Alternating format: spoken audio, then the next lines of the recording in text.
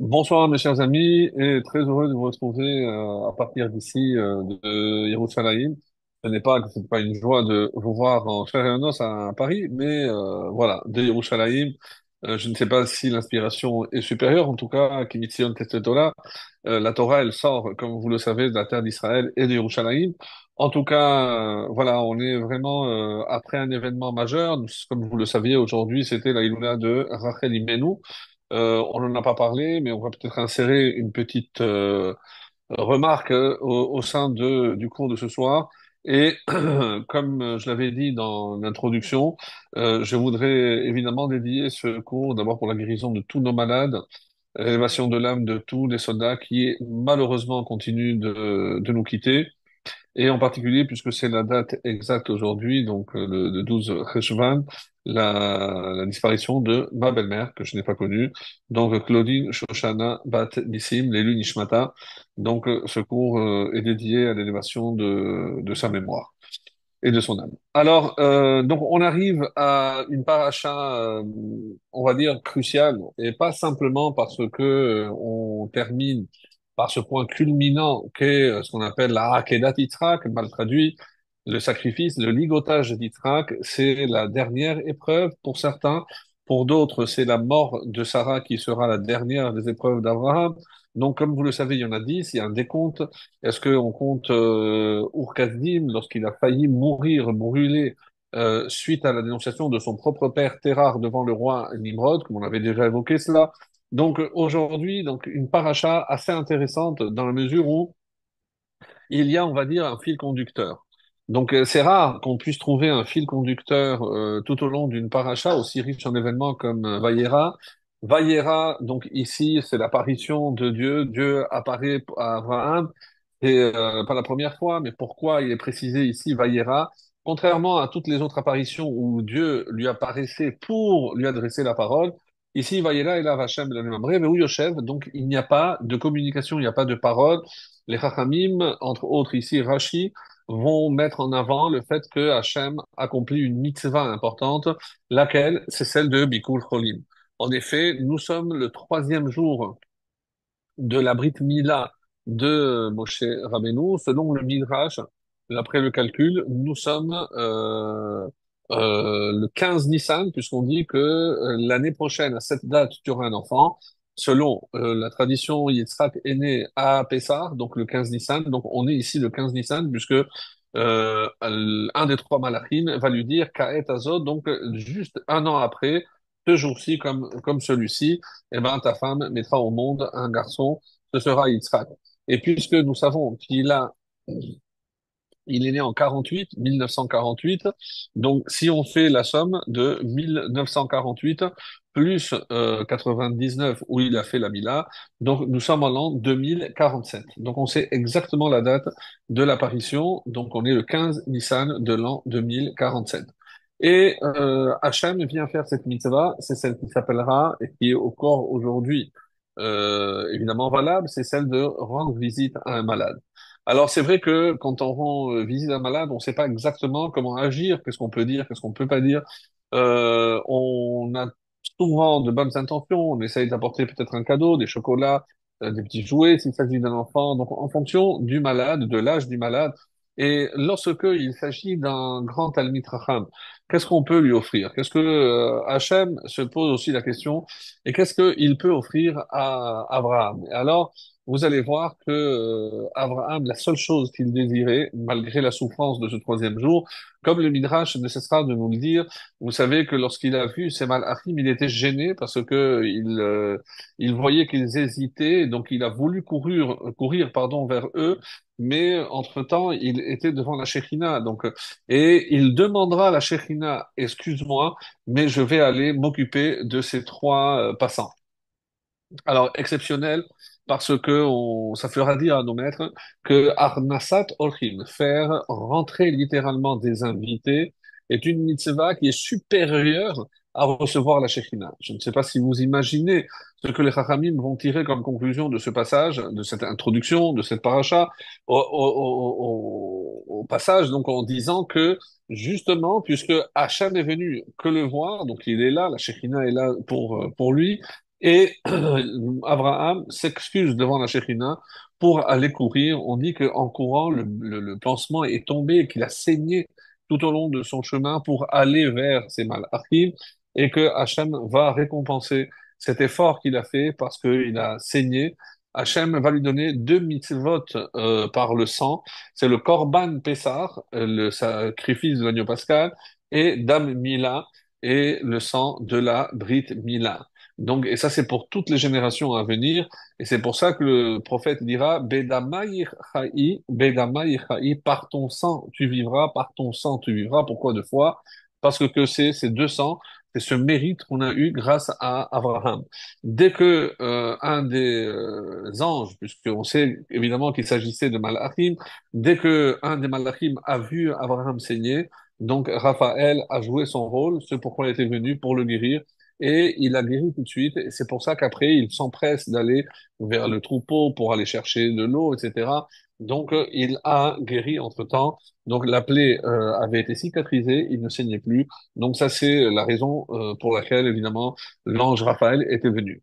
Mais si je disais qu'il y avait un fil conducteur, c'est cette notion même de Harnasat Orchim, donc l'hospitalité en un mot en français, c'est justement accueillir des gens qui sont littéralement de passage. Alors c'est curieux parce que la terminologie en hébreu évidemment est très révélatrice de l'essence même de la mitzvah. Quand je reçois quelqu'un chez moi, ben d'abord c'est pour qu'il puisse se restaurer, pour qu'il ne soit pas isolé, je lui donne à manger, je lui donne à boire. Donc, mais c'est vrai que la première action que je fais, c'est le faire rentrer.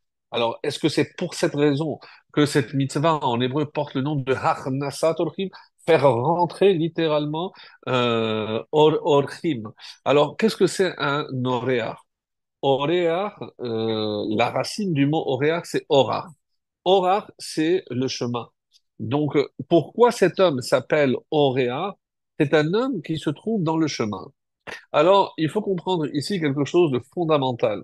Parce que si je disais que c'est la trame de toute la paracha, nous allons voir que plus tard, c'est Lot lui-même qui va aussi accueillir ces mêmes malachim lorsqu'ils iront lui annoncer pour essayer de le sauver de la destruction de Sédom et de Amora.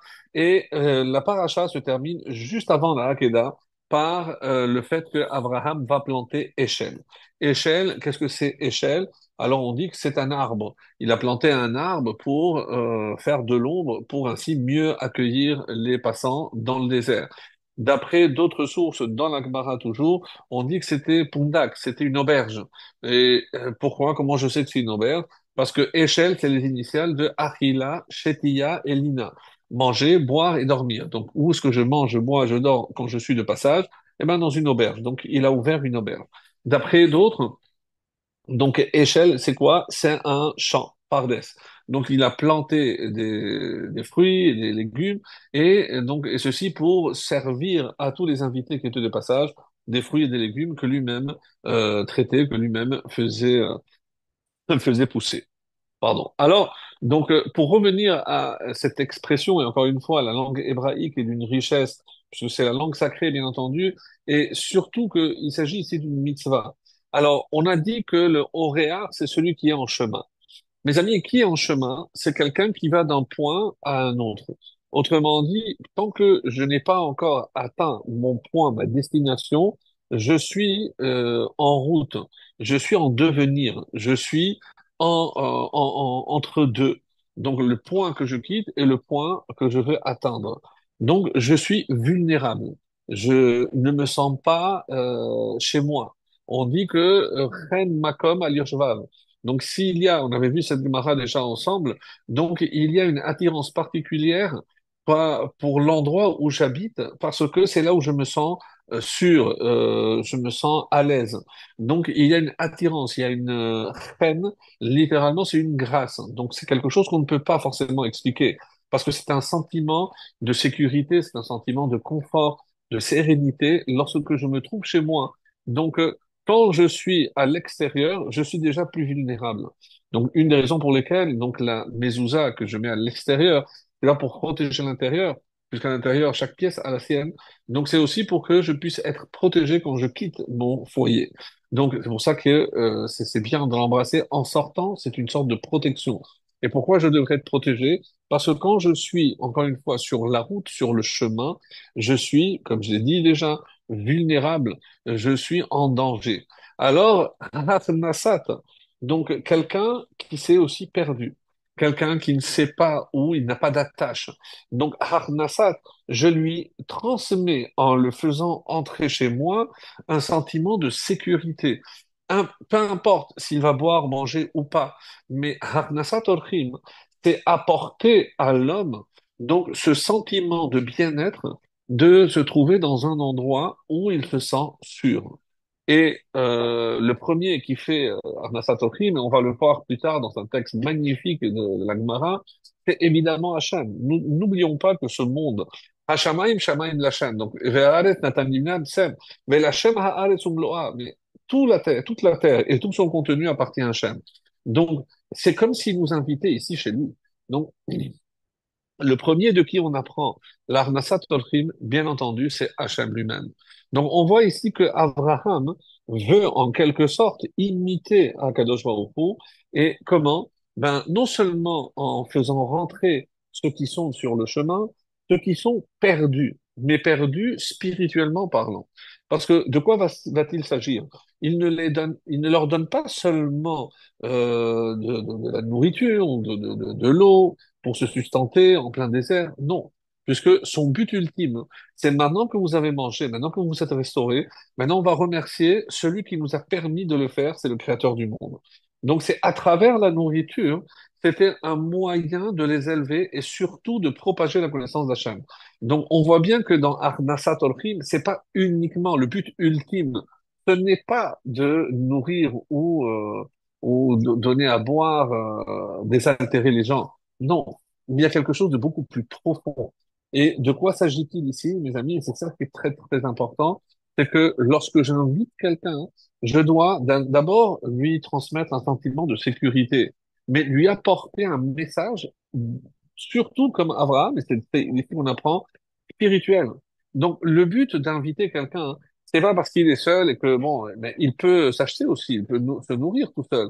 Non, mais d'abord, la chaleur que un foyer peut apporter à quelqu'un qui se sent seul, quelqu'un qui n'a pas la chance d'avoir un foyer, et tout ceci dans une mitzvah qui s'appelle Harnasat Orchim. Donc, on va voir que cette mitzvah s'inscrit dans un registre qu'on appelle le Gemilut Chassadim, c'est-à-dire dispenser le chesed, dispenser le bien. Et ben, de la même façon que j'ai l'obligation, et si vous regardez le Shulchan Aruch, c'est assez étonnant, dans la même rubrique, qu'est-ce qu'on va mettre?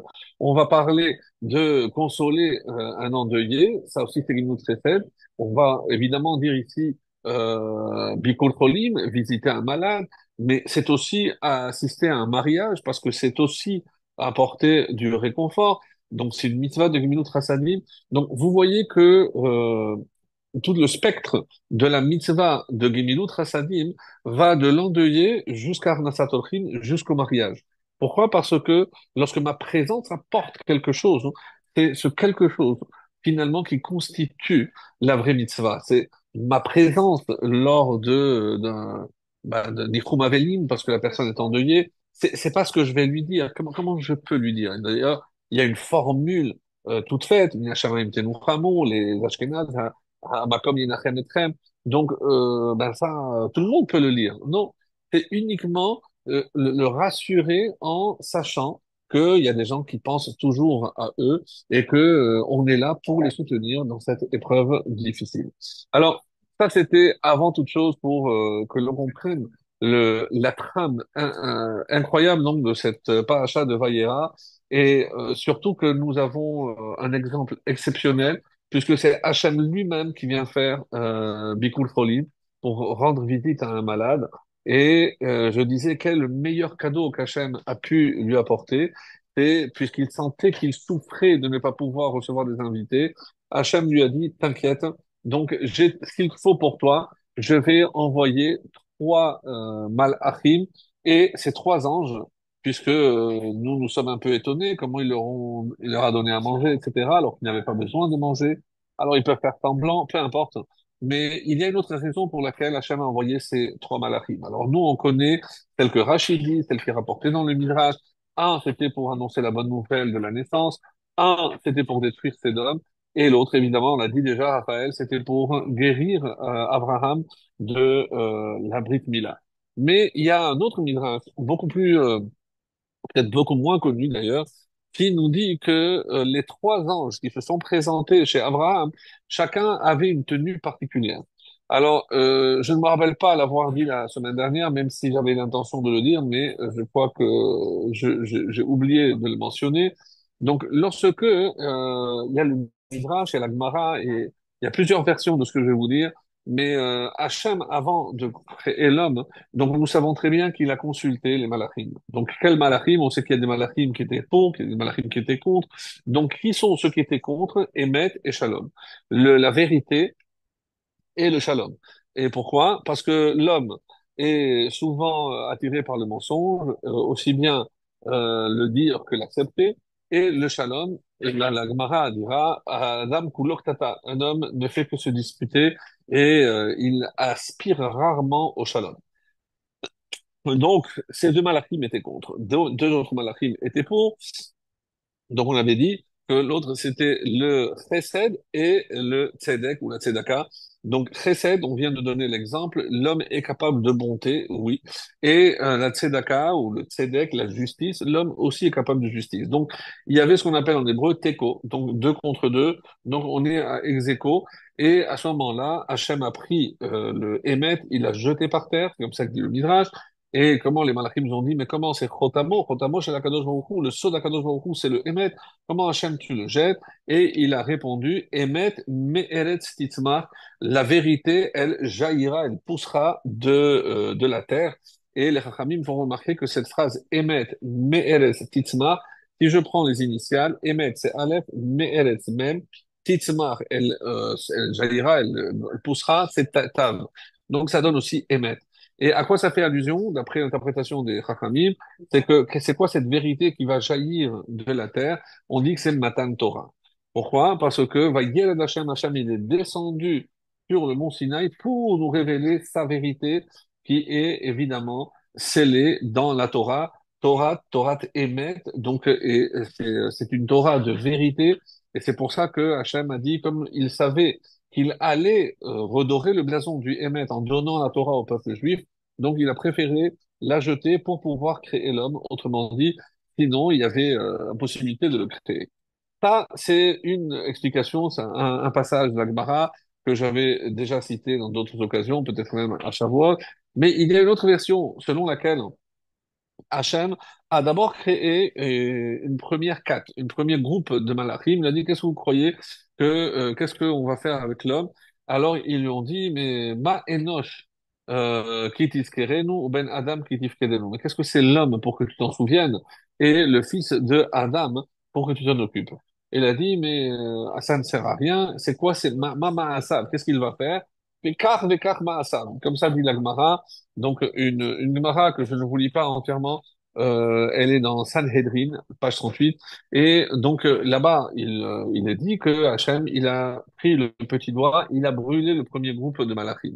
Donc, il faut comprendre, que Hachem n'a pas de main, Hachem n'a pas de doigt. Mais qu'est-ce que ça symbolise? C'est que sans grand effort, il a voulu éliminer donc ces anges qui s'opposaient à la création de l'homme.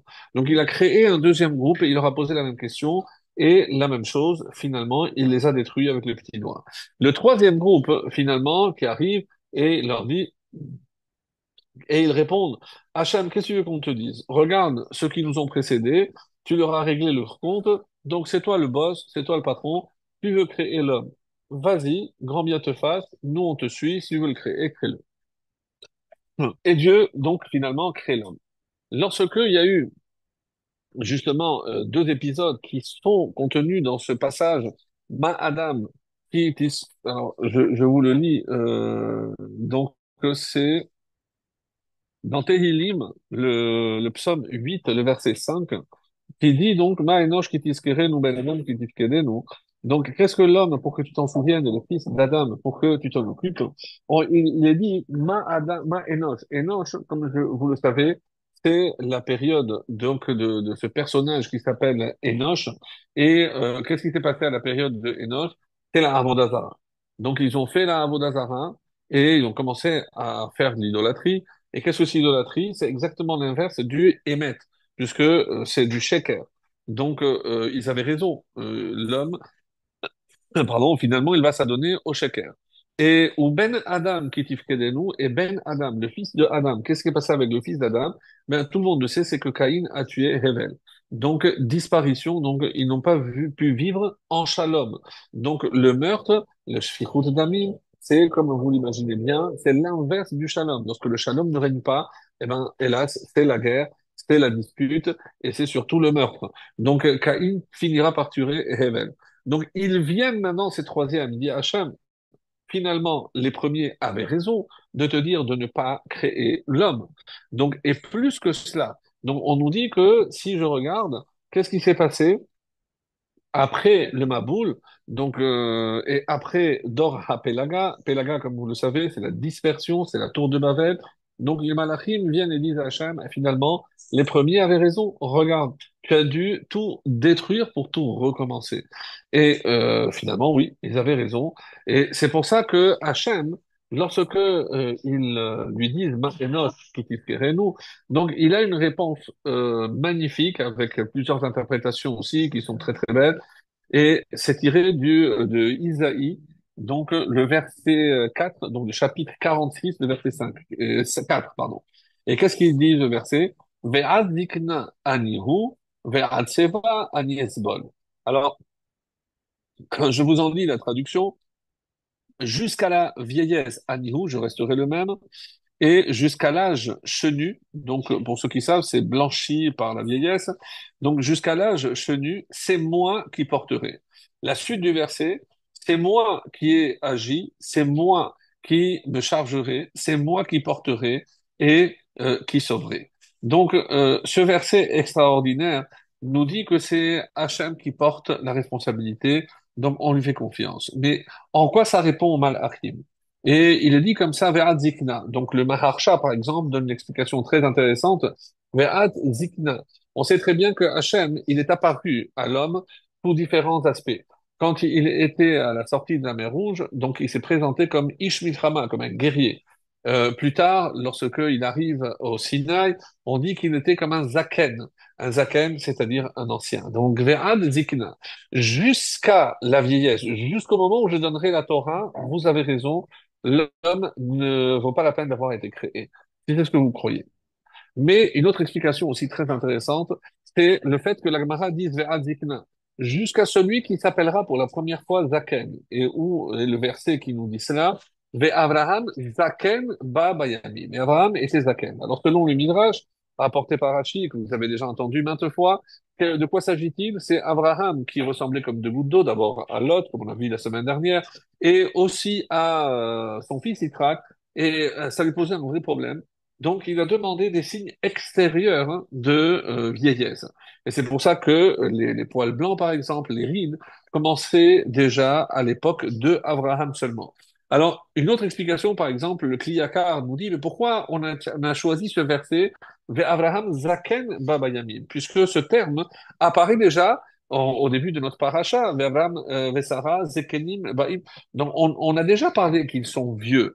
Quand on dit que Sarah a cessé d'avoir Orar Kanashim, le cycle des femmes, donc elle était ménopausée, donc on a utilisé, mais elle-même, elle dit va donner Zaken. Donc le terme Zaken vient déjà avant. Donc pourquoi la Gemara attend ce terme-là, Ve Abraham Zaken Baba Yamim, pour nous démontrer que c'est lui qui a demandé les signes de vieillesse. Mais la vieillesse apparaît déjà avant. Le Kliyaka nous donne une réponse magnifique. Il nous dit qu'il n'y avait pas de signe extérieur de vieillesse. On a parlé des poils blancs, on a parlé des rides et autres.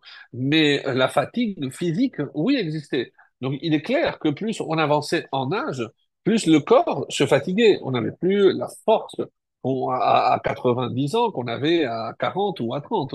C'était une évidence. Et c'est pour ça que le Kliyakar nous dit, Haïta Zikna. Il y avait déjà une vieillesse, mais c'était Hayefut Goufanit, c'était une fatigue physique. Et c'est la raison pour laquelle que les signes extérieurs apparaissent effectivement pour la première fois lorsque Abraham en fera la demande. Alors, tout ceci pour nous dire que Ve'ad Zikna, attendez voir hein, celui qui s'appellera le vrai Zaken pour la première fois, et vous verrez que quand j'ai dit que oui, ça vaut la peine de créer l'homme, eh ben regardez Abraham. Et c'est vrai que le verset dans la création du monde dit Ele toledot hashamayim ve'haaretz behi bare'an. Voici l'histoire donc du ciel et de la terre lorsqu'ils ont été créés. Behi bare'an, c'est le verset de Abraham. Donc, tout ceci, on l'avait déjà vu dans un autre cadre. Donc, mais c'est juste pour compléter l'image, pour aller évidemment un peu au-delà, et vous allez comprendre que une des questions qui restera, je pense jusqu'à la fin de ce cours, c'est pourquoi il a attendu d'avoir 99 ans pour faire la circoncision. Donc, d'après certains calculs, donc on sait que il avait déjà 52 ans lorsque il a commencé à diffuser la Torah. Donc, à 52 ans, il aurait pu déjà faire la Brit Mila. Puisque Hachem aurait pu lui dire, voilà, maintenant que tu m'as découvert, et comment je sais que c'est à l'âge de 52 ans? On avait expliqué qu'il est né en 1948, plus 52 c'est 2000, et comme le Talmud dit qu'il y a 2000 ans de Torah et après 2000 ans de Torah, les 2000 ans de Torah commencent avec Abraham, donc tout ceci rentre magnifiquement bien, donc à l'âge de 52 ans, il pouvait déjà commencer à faire la Mirit Mila. Mais Hachem ne lui donne pas l'ordre et il attendra d'avoir, car, donc il attendra encore jusqu'à l'âge de 99. D'après certains, il avait commencé déjà à diffuser la Torah à 50 ans, donc on attendra encore 49 ans jusqu'au moment où il va atteindre l'âge de 99, et à ce moment-là, Dieu lui demandera de faire la Brit Mila. Mais pourquoi tout ce temps? Alors, il y a des explications à cela. La plus connue, je pense qu'on avait déjà, on en avait parlé, c'est que il fallait, puisqu'il était Harel, donc il était incirconcis, et il fallait d'abord qu'il puisse se défaire de toute l'impureté dont il était le porteur. Autrement dit, il fallait d'abord qu'il puisse se débarrasser de toute la zouhama, de toute l'impureté. Et comment faire cela? Eh ben, Sarah a trouvé la solution, c'est en donnant Hagar à Abraham. Et si on se pose la question pourquoi Sarah a eu une telle idée, parce qu'elle avait compris que tant que Abraham serait le porteur de toute cette impureté, elle ne pourrait pas tomber enceinte. Donc du coup, une fois qu'il a évacué toute cette impureté, on comprend maintenant pourquoi Ishmaël est ce qu'il est, puisqu'il est le porteur de toute l'impureté qui restait à Abraham. Il n'était même pas Abraham, mais Abraham. Et ce n'est que beaucoup plus tard, après, lorsqu'il a été âgé de 13 ans, que il va lui faire la Brit Mila, donc je parle de Ishmaël, et à ce moment-là, donc Abraham est âgé de 99 ans. Donc il fallait attendre d'abord d'avoir Ishmaël, et ensuite il aurait dû faire la Brit Mila. Oui, mais pourquoi il n'a pas fait la Brit Mila lorsque Ishmaël avait 5 ans, ou il avait 2 ans, ou il avait 8 jours? Pourquoi pas? Maintenant que Ishmaël est né, donc pourquoi 99? Alors, mettez la question de côté, on va y revenir à la fin du cours avec une réponse vraiment magnifique que j'ai trouvé vraiment exceptionnelle et qui explique pas mal de choses. Quoi qu'il en soit, donc on voit que dans cette paracha, il y a deux notions qui sont un petit peu concomitantes. C'est la notion de la Brit Mila, puisqu'on va trouver donc que c'est suite à la Brit Mila que tous les événements vont s'enchaîner. Et on posera la question pourquoi on a associé, juxtaposé justement la visite des trois Malachim à la Brit Mila, puisque la Brit Mila c'était la semaine dernière, et là c'est la visite des trois Malachim, et on terminera par la Hakeda, par la ligature de Yitzhak. Alors, un enseignement magnifique du Mégalé Amukot. Donc, je l'ai souvent cité, le Rav Shapira. Et ici, vraiment, il a des fois des merveilles, des pures perles précieuses. Et il nous dit, c'est pourquoi il essaye de répondre à cette question. Et il nous dit la chose suivante. D'abord, il essaye de définir quel est le rôle essentiel que doit jouer Abraham dans le monde. Tafkido shel Abraham Avinu. Et donc, pour comprendre tout ce qui va suivre, donc ça, tout doit s'inscrire dans cette prémisse qui est quel est le but de la création de Abraham? Eh ben, c'est réparer toutes les fautes précédentes. Et si vous vous posez la question, mais alors pourquoi, si Abraham avait la capacité de réparer toutes les fautes précédentes de Adam et consorts, donc pourquoi Hachem n'a pas créé Abraham dès le début? C'est-à-dire qu'à la place de Adam, pourquoi on n'a pas eu Abraham? Et la réponse est sidérante, si vous voulez mon avis, c'est que comme après Abraham, il n'y aurait eu personne avec la capacité de pouvoir réparer les fautes de Adam, de Abraham s'il avait existé, donc Hachem a préféré repousser la création, la naissance de Abraham, laisser la place d'abord à Adam pour pouvoir offrir l'opportunité justement à Abraham de venir réparer les fautes de Adam. Et c'est comme ça qu'il dit, c'est livro et haolam mechadash. Un peu comme Noah a créé le monde à nouveau, eh ben, c'était un peu le rôle aussi que devait jouer Abraham. Et alors, pourquoi il n'a pas été créé? Donc, c'est la raison pourquoi c'est la raison pour laquelle je vous ai dit. Et vient le Mégalé à Moukot et nous dit, Abraham, si vous faites attention, quel est le mot que je peux former si je coupe en deux? Abraham, donc il y a Bar, donc, Bet Resh, Bar, c'est le fils de. Et les trois lettres qui restent, je peux former le mot Mem, Aleph, He, Mea. Abraham, c'est les mots Bar, Mea, lorsqu'il sera âgé de 100. Qu'est-ce qu'il va se passer lorsqu'il va être âgé de 100 ans? C'est il aura Yitzhak. Donc, si son rôle était de reconstruire le monde, mes amis, à quel âge il va reconstruire le monde? C'est lorsqu'il aura 100 ans. Ça ne répond pas à la question pourquoi on a entendu 99, mais si je dis qu'il fallait évidemment un an de grossesse et qu'il fallait qu'à 100 ans il ait un enfant, je peux déjà me baser sur la réponse du Mégalé à Moukot pour dire que dans son nom, il y avait déjà sa fonction, sa mission, Barméa, lorsqu'il serait âgé de 100 ans. Et c'est qu'est-ce qu'il va faire? En donnant naissance à Yitzhak, il a recréé le monde, pour ainsi dire. Et il va plus loin, le Mégalé à Moukot. Et c'est ça ce qui est tellement formidable. Il dit, pourquoi Méa? Parce qu'on a dit qu'il devait réparer les fautes passées. Et Méa, dit-il, le Meghalem toujours, ce sont les initiales des trois fautes qui ont malheureusement souillé l'humanité depuis Adam. En effet, même, Méa, c'est même, Aleph et He. Le même, c'est Maboul, c'est évidemment la destruction par le déluge. Aleph, c'est Enoch, c'est, comme on l'a dit, la Vodazara, c'est là où l'humanité a commencé à s'éloigner de Dieu et à servir les intermédiaires, les astres et autres. Donc ça, c'est Enoch, l'idolâtrie.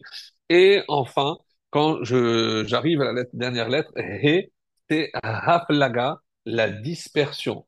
C'est une allusion à la tour de Babel, lorsque les hommes ont décidé de défier Dieu, et Dieu a, pour ainsi dire, pour les punir, il les a dispersés.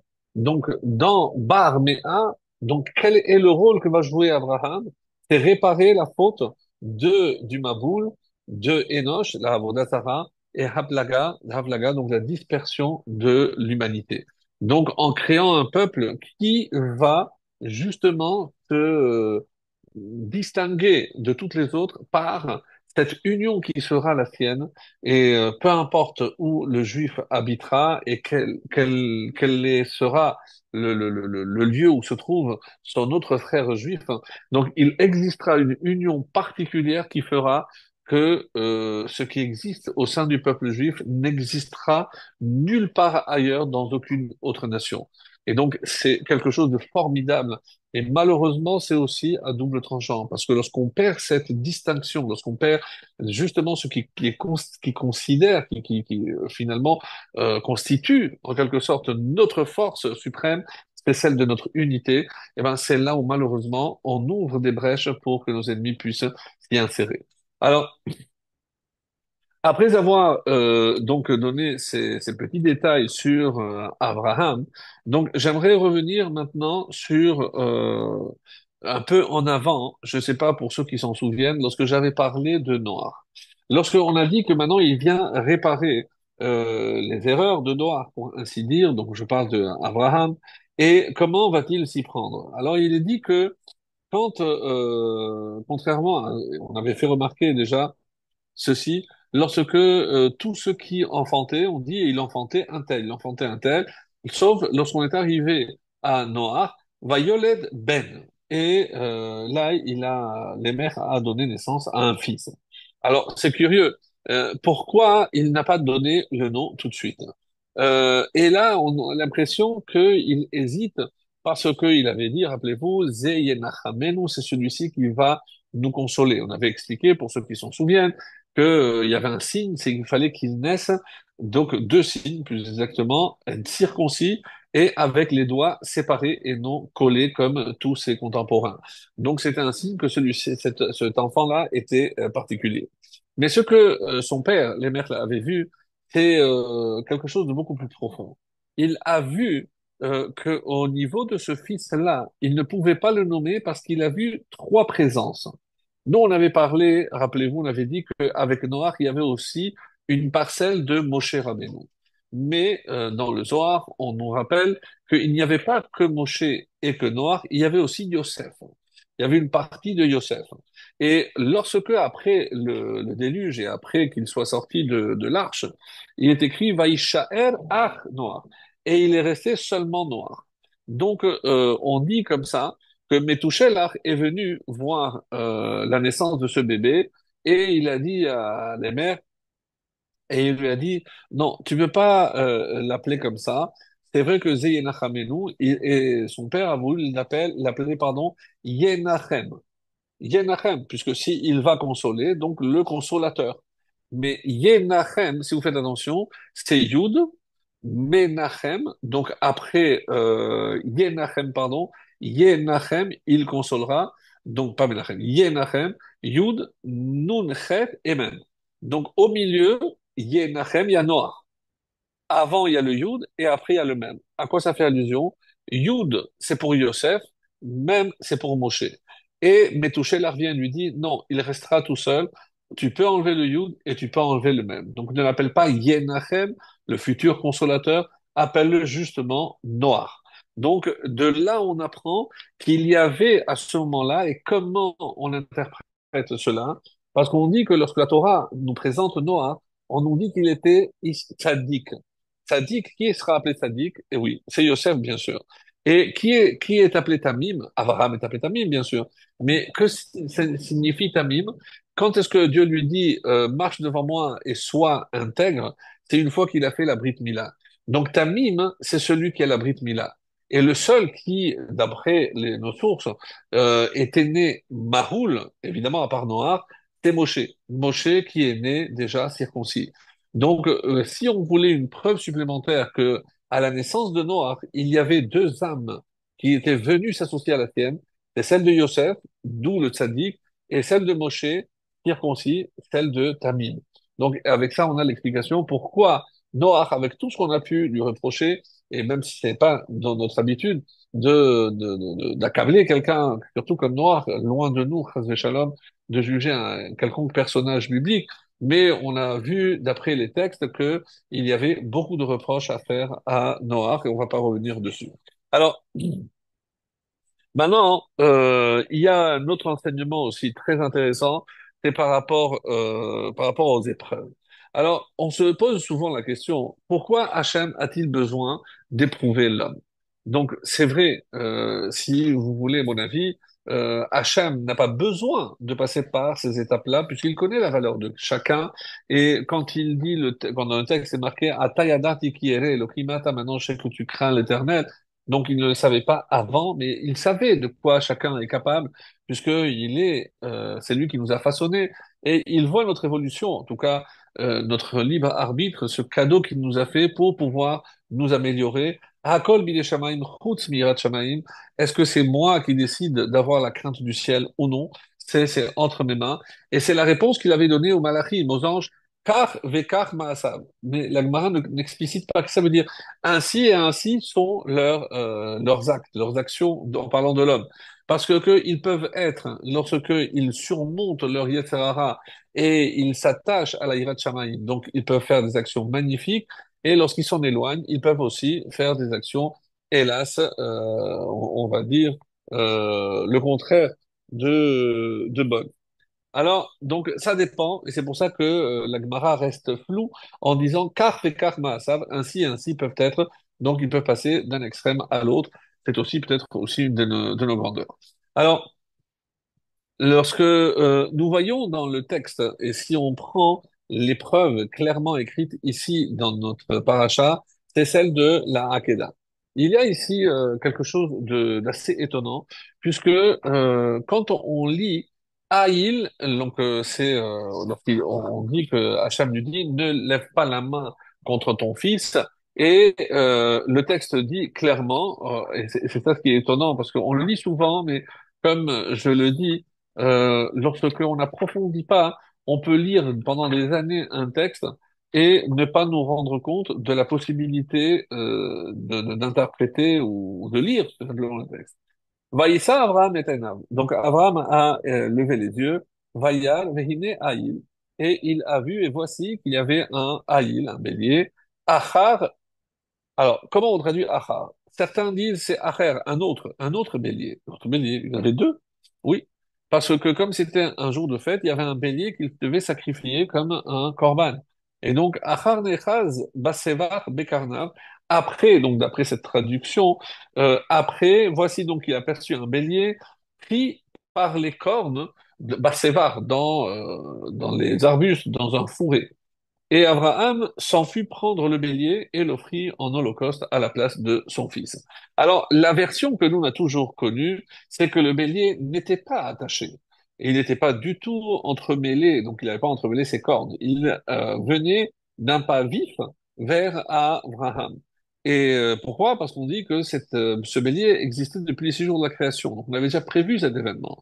Et lorsque le Satan l'a vu, il a poussé le bélier vers ce fourré pour empêcher Abraham de s'en saisir. Parce qu'il savait que était en jeu ici quelque chose d'extrêmement important, puisque Hachem va faire que cet acte réalisé par Abraham va prendre une ampleur cosmique, pour ainsi dire, éternelle, puisque nous le savons encore aujourd'hui, on évoque justement cet épisode, on commence notre tfila en évoquant la Akedat Yitzhak, c'est que dire que ça a une importance cruciale.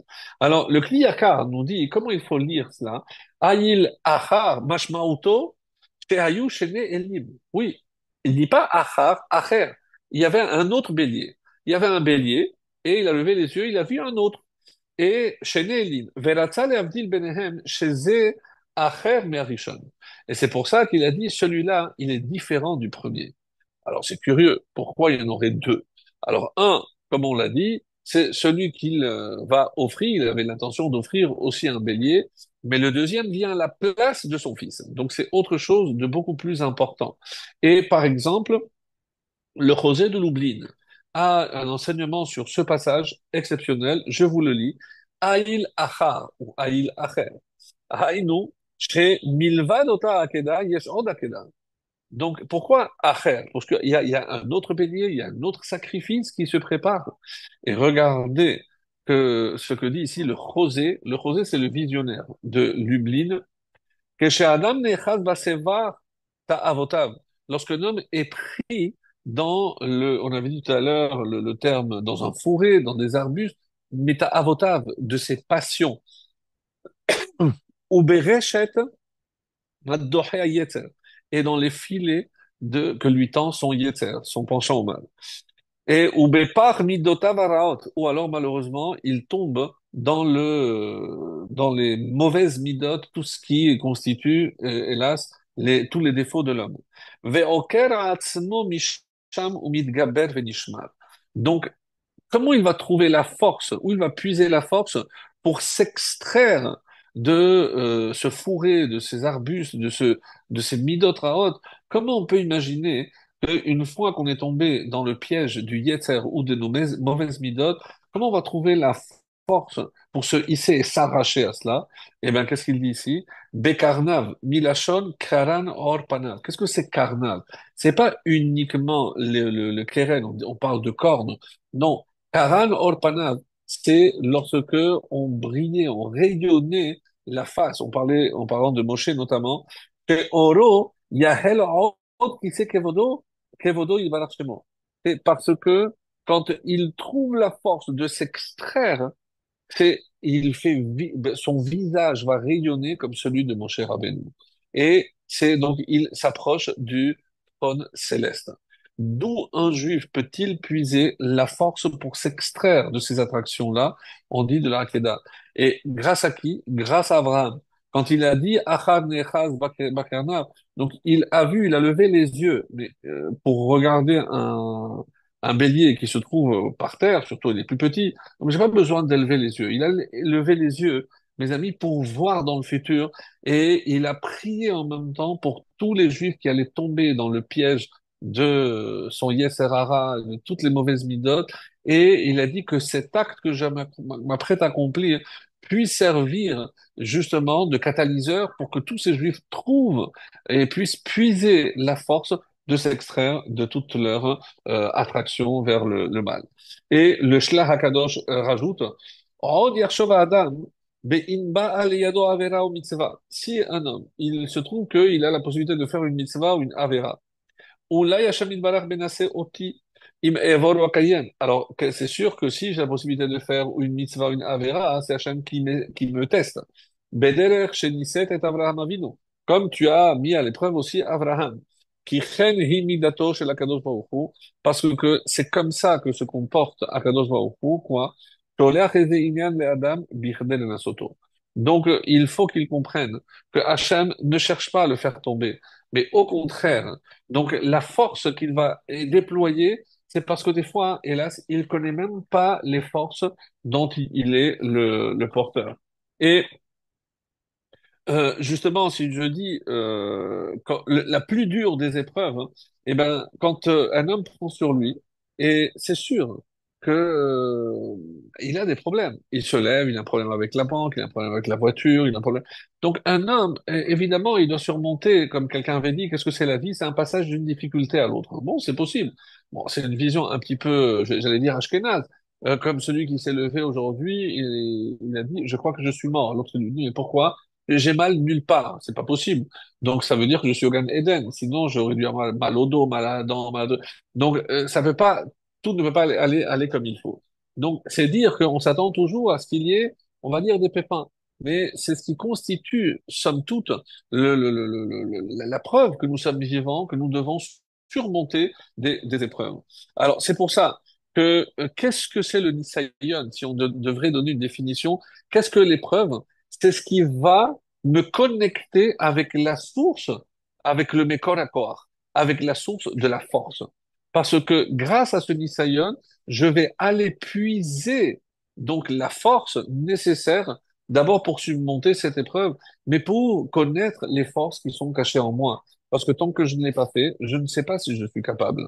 Donc, est-ce que vous vous dites, vous connaissez très bien votre fils, vous pensez qu'il va tenir s'il faut amener le petit à l'hôpital, rester toute la nuit, le lendemain il pourra pas tenir, etc.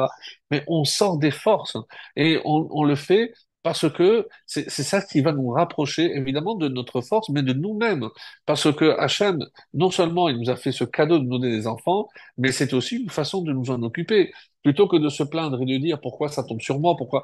Non, de se dire que c'est comme ça que je m'attache non seulement à mon enfant, mais à moi-même parce que c'est comme ça que je vais déployer toutes les forces qui sont en moi. Alors, justement, pour découvrir ces forces qui sont cachées et en même temps, il y a un exemple que j'avais entendu il y a un peu longtemps de ça. C'est un espion qui devait faire une mission et il se fait attraper, il se fait mettre de force dans une voiture et pendant 2 semaines, il est torturé mais avec de l'eau chaude, et il tient, il ne vend rien, ils veulent savoir pour, à tout prix qu'est-ce qu'il était venu faire, quelle était sa mission, qu'est-ce qu'ils sont venus le faire. Et un jour, hein, au bout de 2 semaines déjà ou plus de torture, un jour, ils ont laissé la porte ouverte et il les a entendus parler en hébreu. En fait, qu'est-ce qu'il a compris? Que, ils étaient en train de le tester parce qu'ils devaient le monter de grade. Et comment on savait s'il allait pouvoir monter de grade? C'était le test. Alors, imaginez, donc maintenant, chaque fois qu'il venait le torturer, en sachant pourquoi et à quoi ça, il était content qu'on le torture. Alors, c'est pas l'exemple qu'on doit imaginer, mais savoir qu'il y a un but et savoir qu'on va atteindre quelque chose de supérieur à travers l'épreuve qu'Hachem nous envoie, c'est vrai. on essaye, on évite, on ne veut pas d'épreuves, mais ça c'est Hachem qui décide, hélas. Comme dit la fameuse phrase, celui qui n'a pas pourquoi une raison pour laquelle il doit mourir, et il n'a pas de raison non plus de vouloir vivre. Euh, il y a une histoire qui est très connue. C'est le Rav Lau, il est très connu, donc survivant de la Shoah, qui était le grand rabbin de Tel Aviv. Donc il était encore un jeune rabbin, il est allé visiter le rabbi de Lubavitch. Et il est resté très longtemps avec Rabbi, c'était une exception vraiment rarissime, presque 2 heures d'entretien personnel avec le Rabbi. Et après, bon, il y a eu quelques fuites. Et il lui a dit, mais je ne comprends pas. On voit bien que l'histoire du peuple juif, hein, lui dit le Rabbi, c'est une histoire de révolte. Donc le juif n'est pas conformiste. Donc toutes les grandes réformes et révolutions dans le monde, c'est par les juifs. Et maintenant qu'ils sont dans leur propre État, eh ben, on a l'impression qu'ils sont devenus comme un mouton et ils se laissent guider et il n'y a pas de réaction. Donc c'est une question très très intéressante. Bien que je pense qu'entre-temps, ça a changé. Bon, ça c'est mon opinion. Mais le Ravelot lui dit, écoutez, moi, je n'ai pas de réponse à votre question, mais je vais vous dire. Et il lui a raconté, une fois, il était à Tel Aviv, il reçoit un coup de fil du responsable d'une salle. Donc, on était à l'époque, donc c'était la guerre de Kippour, et et il y avait un couvre-feu, donc il y avait pas, tout avait été annulé, bien sûr. Et le responsable de cette salle appelle, parce qu'il le connaissait personnellement, le Ravelot, il lui dit, écoutez, il fallait pas allumer, il fallait pas prendre la voiture pour ne pas donner des signes de présence, etc. Donc c'était très très compliqué. Et il lui dit, écoutez, il y a un couple ici qui veut à tout prix se marier, ils ne sont pas prêts, il y a 10 hommes, donc ils disent, le rabbin qui devait les marier, il a peur de venir. Moi, je me suis dit, comme vous n'êtes pas loin, vous pouvez venir à pied, est-ce que vous acceptez de les marier? Et il a dit, oui, je viens les marier. Donc, il est venu à pied, 40 minutes ou quelque chose comme ça. Il est venu, il les a mariés, Mazal Tov, Mazal Tov, et tout ça dans la plus grande discrétion. Et à la fin, il y a une dame qui vient et lui dit, excusez-moi, monsieur le rabbin, est-ce que vous pouvez prier pour que mon fils revienne de cette guerre? Je lui ai dit, écoutez, madame, avec plaisir, je dis parce que s'il ne revient pas, moi, je n'ai plus de raison de vivre. Je dis, non, madame, pourquoi vous dites ça? Je dis, écoutez, moi, je suis la seule survivante de la Shoah de toute ma famille. Mon mari, c'est le seul qui avait survécu de la Shoah, et lors de la guerre d'indépendance en 48, il est tombé. Le seul fils que j'ai, c'est celui-là. Et donc maintenant, s'il est parti en guerre, s'il ne revient pas, moi, je n'ai plus de raison de vivre. Et c'est la réponse qu'il a donnée au rabbi. Elle dit, donc, quand on est tellement en guerre, eh ben, on est dans la survie. On ne pense que à ce que nos soldats reviennent en paix, que on retrouve vite la paix, pas pour se disputer entre nous, il faut l'espérer encore, mais c'est la réponse que le Rav Lau, donc avait donnée. Et c'est vrai que on ressent que il y a des priorités. La priorité, c'est éviter que ces jeunes de 19 et 20 ans continuent de tomber, parce qu'à chaque annonce, ça nous arrache le cœur et en sachant qu'ils le font évidemment pour la bonne cause et tout ce que vous voulez, mais on a hâte que cela cesse, comme l'avait exprimé si bien cette maman. Alors, donc, par rapport donc à cette notion de Nisayon, le rabbi avait dit aussi quelque chose de très, très joli. Euh, Quand on voit que le Nisayon par lequel l'histoire d'Abraham a commencé, Lech Lecha, il abandonne, quitte ton pays, et quand il lui dit d'aller sacrifier aussi Lech Lecha et le Moria, donc ça commence aussi par Lech Lecha. Donc on a l'impression ici que le véritable but d'un Nisayon, hein, d'une épreuve, c'est Lech Lecha, c'est aller vers soi-même. Et c'est comme ça qu'il le dit donc le Rabbi. Donc c'est mitor chibur mipnimiut. Donc, c'est s'attacher, mais avec son intériorité. Donc, c'est justement dévoiler l'intériorité. Et un exemple aussi très intéressant qui nous dit que lorsqu'on regarde le Shulchan Aruch, on l'avait déjà dit ça une fois, le Rama, il commence par, quand il commence, Shiviti Hashem lenegdi tamid. Donc, il commence par le Korban tamid. Donc, il y avait un Korban tamid, le perpétuel, un le matin et un l'après-midi. Et il finit tout le livre de Shulchan Aruch, donc euh, avec la fête de Purim, et il dit Tov lev yishte tamid. Quelqu'un qui est joyeux, donc il boira toujours. Donc il a dit, les interprètes, ils ont vu que il a voulu faire un jeu de mots, commencer par Tamid et terminer par Tamid. Le premier Tamid, Shivit Hashem Tamid, c'est la ira, la crainte, parce que je dois sentir qu'Hachem est toujours présent. Le dernier, c'est la simcha, donc je bois, je me lâche. Et on a posé la question, pourquoi il a terminé par la simcha? Pourquoi il n'a pas commencé la simcha? Et cette réponse du rabbi est incroyable. Il dit parce que la joie, la simcha ne peut arriver qu'après les efforts. C'est-à-dire, tant que je n'ai pas fait des efforts, je ne peux pas ressentir la joie. Et c'est tellement vrai parce que finalement, c'est cela qu'il faut se dire. C'est que la joie, une fois que j'ai traversé les difficultés, que je me rends compte que c'était pour mon bien et autres, donc c'est là où je peux ressentir vraiment vraiment la joie. Alors, je reviens maintenant à ça, c'était juste bon, on n'a pas tout vu, mais je voulais vraiment continuer pour répondre à la fameuse question. N'oubliez pas pourquoi à 99 ans. Alors, lorsque les trois malachim, j'ai dit que les trois malachim qui sont venus, j'ai expliqué que c'était Raphaël, Gabriel et Michaël, mais il y a d'autres midrashim qui nous disent c'est qui ces trois malachim? On dit que un était habillé en matelot, Rav Rovel, l'autre en pâtissier, boulanger, et l'autre c'était un arabi, c'était un nomade, c'était un arabe, littéralement euh, à l'époque, c'était un commerce. Alors, pourquoi Hachem a envoyé ces trois malachim? Parce que on dit que c'est les troisièmes. Vous vous rappelez que Hachem a créé trois groupes. Ça, c'est le troisième groupe. Et quelle est la particularité de ce troisième groupe? C'est que pourquoi ils étaient déguisés, enfin déguisés, pourquoi ils étaient habillés de la sorte?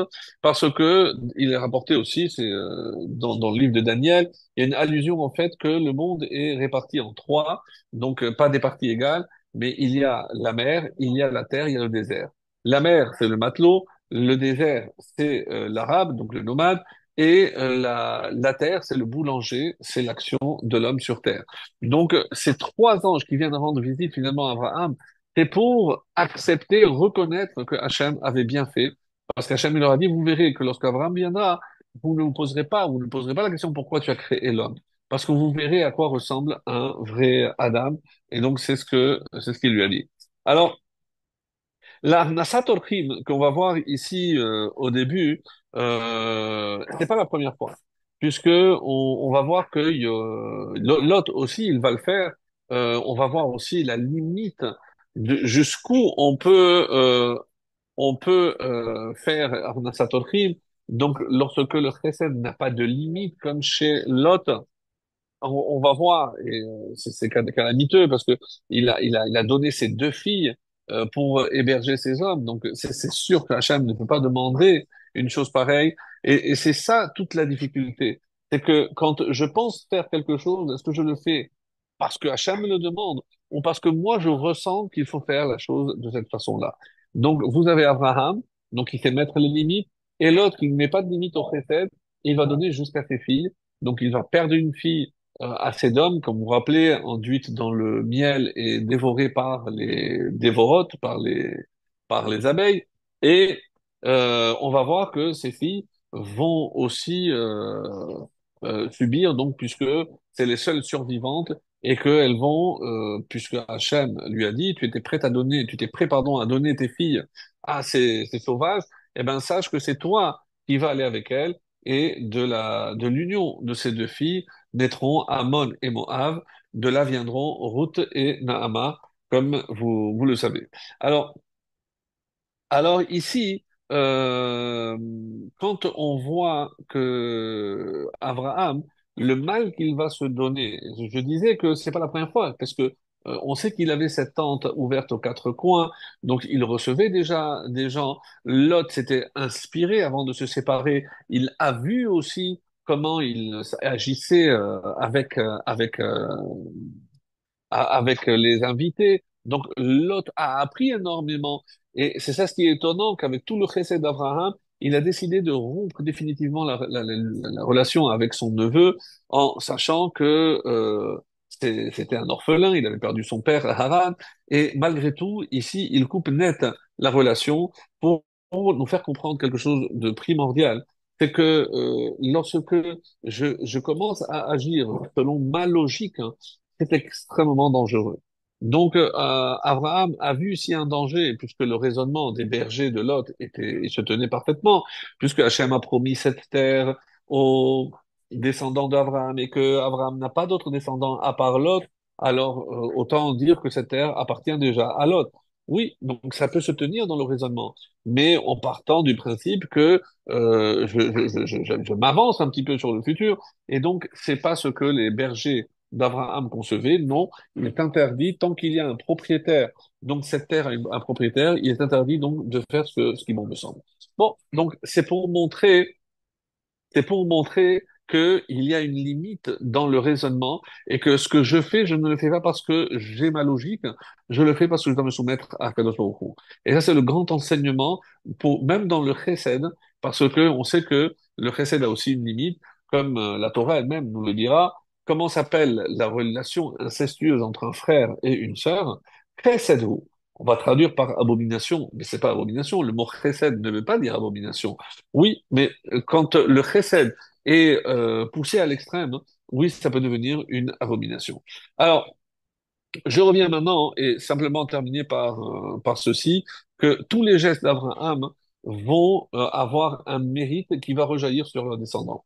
Quand il a dit que venez sous l'arbre pour vous couvrir, Hachem couvrira les descendants d'Abraham euh, pardon, avec les nuées.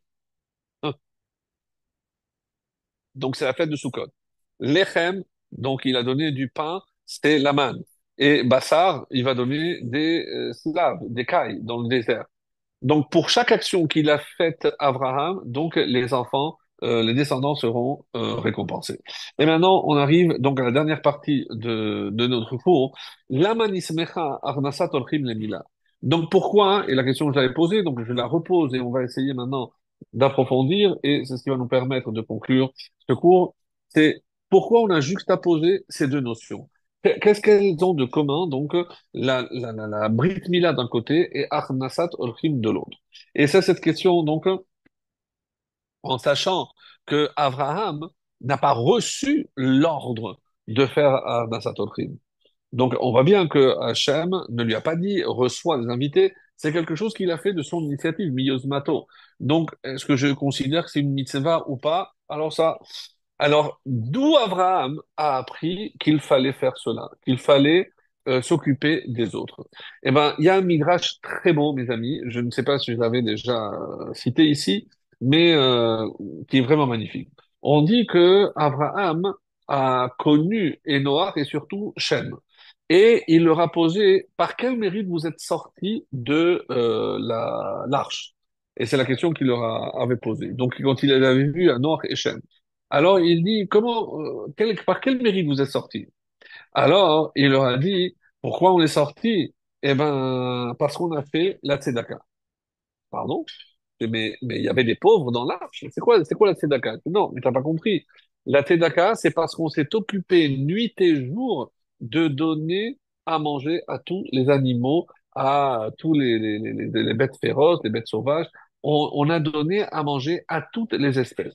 Alors, et c'est pour ça hein, que vous êtes sortis, oui. C'est Bizrout Leyatem Umateva, et c'est par ce mérite de tzedek, de chesed qu'on a fait vis-à-vis des créatures de Dieu. Alors, Abraham, il a fait quoi? Parce que eux ont nourri Behema Chayaof, ils ont alimenté, ils ont donné, ils ont fait du chesed avec des animaux, ils ont été sauvés. Alors, à plus forte raison, si on s'occupe des créatures, les créatures humaines d'Hachem, que on va évidemment mériter de vivre dans ce monde. Et c'est comme ça qu'il a fait un raisonnement, donc a fortiori. Et si on part du principe que les hommes sont supérieurs aux animaux, donc le fait de s'occuper des hommes, c'est un mérite ô combien supérieur au fait d'avoir nourri des animaux. Et c'est ce qui a, on va dire, motivé C'est ce qui a motivé Abraham à faire du chesed et à donner à manger à toute sa génération. Donc, on dit qu'Abraham, Avinu, il avait 58 ans lorsque Noach est mort. Donc il avait connu. Noach était âgé donc de 950 ans et à ce moment-là, donc si j'enlève 450 ans, puisque c'était à 450 ans qu'il avait eu son fils Shem, à 500 ans, pardon, à 500 ans il a eu Shem quand il a enfanté. Donc Shem avait 450 ans. Et Abraham, il avait 58 ans. Donc, il a oui connu. Alors, comment il a traduit Abraham cette tzedaka? Il a traduit par Achnasat Orchim, c'est-à-dire faire rentrer des gens pour leur donner une nourriture matérielle et une nourriture spirituelle, pardon, comme on l'a dit. Donc maintenant qu'on a un peu plus avancé dans l'explication de l'Achnasat Orchim, donc qu'est-ce que les Brites, la Brit Mila, a à voir avec le Chesed? Alors, en quoi, et comme ça va répondre la Gemara, Mishekashur la Brit, Kashur la Chesed. Donc, les Rachamim nous révèlent qu'il y a un lien intrinsèque entre la Brit Mila, et le Chesed. Mais comment je fais le Chesed?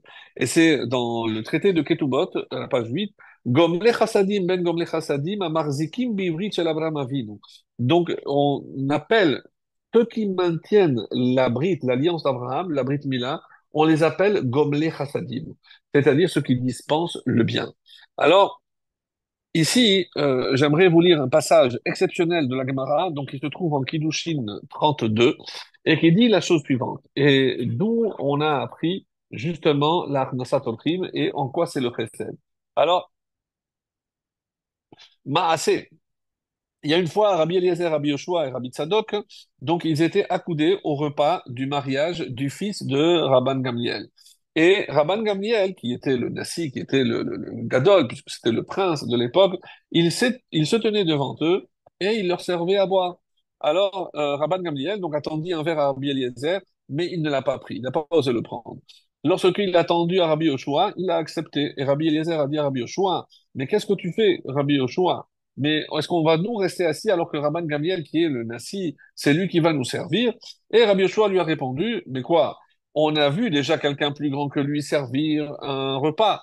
Et qui c'est? Abraham, qui était le Gadol Hador. Abraham, il est resté debout et c'est lui qui a servi les anges. Abraham était le plus grand et il a marqué, il se tenait devant eux. Et Lama, qu'est-ce que tu vas dire? Ah oui, mais parce que c'était des anges. Non, mais comment ils se sont apparus? Ils ont apparu sous la forme de Arabim. Donc, comme les visiteurs, c'était comme des Arabes, donc comme des commerçants. Alors, ve'anu lo yehe, Rabban Gamliel, ben Rabbi Omed Mashke, et donc ne devrions-nous pas laisser Rabban Gamliel, lui, le grand, se tenir devant nous et nous servir à boire? Donc, on apprend de Abraham. Rabbi Zedok, qui n'avait rien dit jusqu'à présent, il prend la parole et il leur dit, mais j'ai pas compris, jusqu'à quand allez-vous ignorer l'honneur qui est dû au Tout-Puissant? Ah, Hachem, je dis, mais ve'atem oskim birvot briot, pour vous occuper de l'honneur des créatures, mais c'est Hachem lui-même, Kadosh Baruch Hu. Qu'est-ce qu'il fait Hachem pour l'homme? Mashiv ruchot, il fait souffler les vents. Ma'ale nesi'im, il s'élève, il fait lever des nuages. Morid matar, il fait tomber la pluie. Matzmiach Adama, il fait germer les fruits et les légumes de la terre. Ve'orer shulchan lifnei kol echad, et il dresse une table de nourriture devant chacun.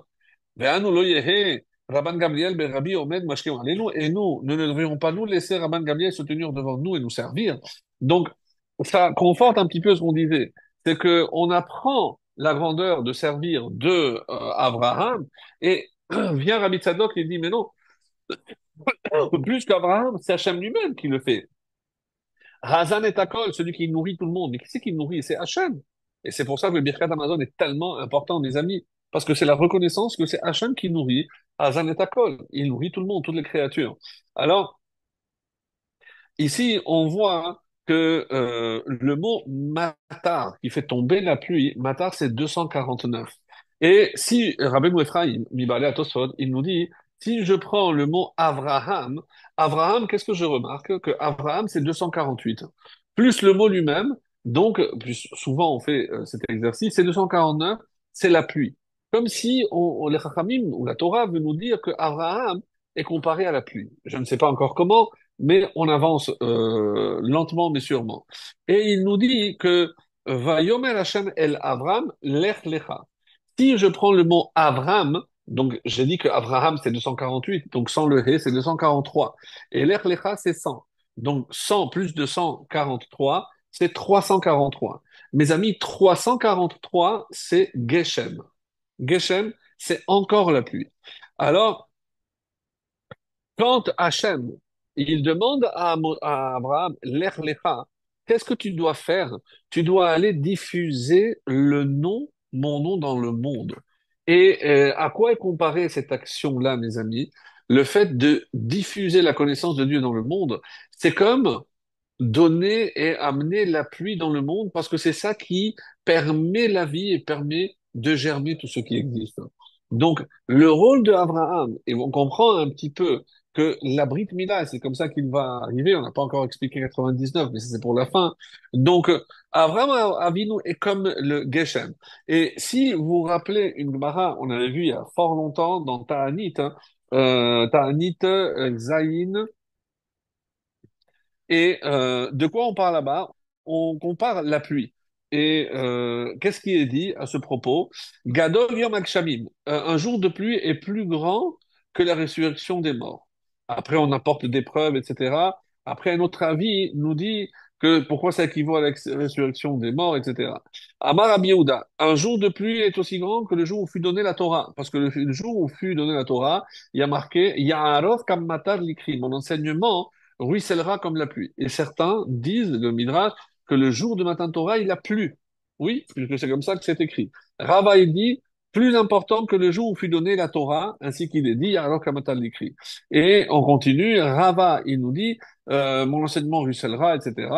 Et Kola Osek Torah Lishma, donc, et c'est pas fini.